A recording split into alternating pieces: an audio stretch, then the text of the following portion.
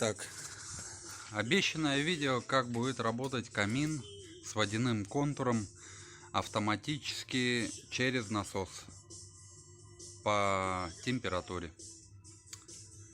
Итак, я сейчас зажег камин, как вы видите, буквально, но прежде чем он зажигается, нужно его прогревать. Мы включаем вот здесь краны.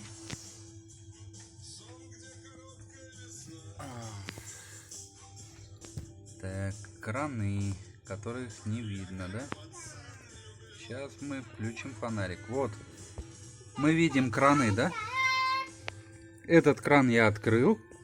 Это идет в каминную топку вода. Этот кран я перекрыл. Это, обходит топку. Дальше мы видим вот здесь насос. У него есть еще байпас. Когда я не пользуюсь им, я делаю через байпас и напрямую после топки, то есть минуя топки, идет туда вода. От насоса есть еще датчик температурный.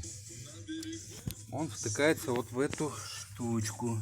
Сейчас мы видим на выходе из камина 30 градусов. Датчик вот идет. Вот так. Вот камин. А вот датчик. Он воткнут, грубо говоря, просто в термокарман.